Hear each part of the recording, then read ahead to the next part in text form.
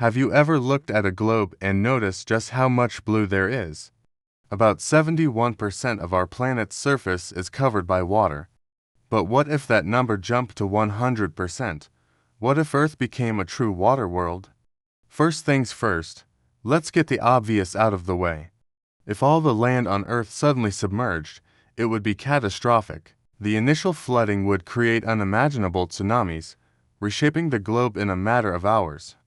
Coastal cities like New York, Shanghai, and London would be the first to go, followed by everything else.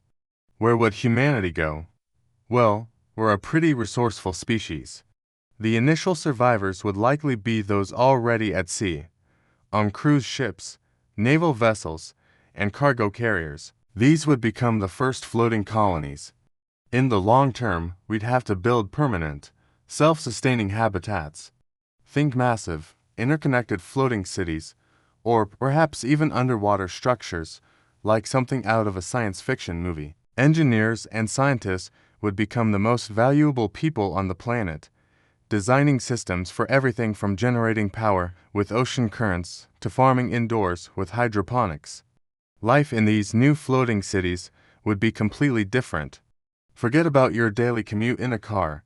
Get ready for personal submarines or water taxis. The concept of land ownership would vanish, replaced by a society likely centered on resource management and communal living. Everyone would need to contribute to the survival of the colony. But what about the rest of the planet's life? Land animals and plants would face extinction, a devastating loss of biodiversity. However, marine life would flourish like never before. With no continents to block their path, ocean currents would stabilize, and species could migrate globally. New ecosystems would emerge in the shallow, sunlit waters above former mountain ranges.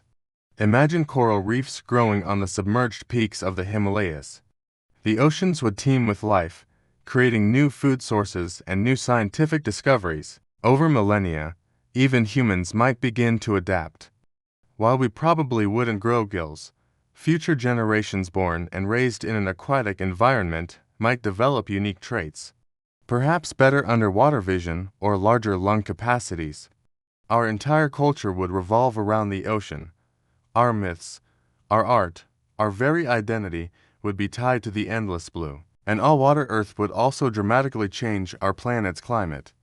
With no land to absorb and radiate heat differently, global temperatures would likely become more stable and uniform. The vast expanse of water would absorb more solar radiation, but it would also lead to massive, planet-wide storm systems unlike anything we see today.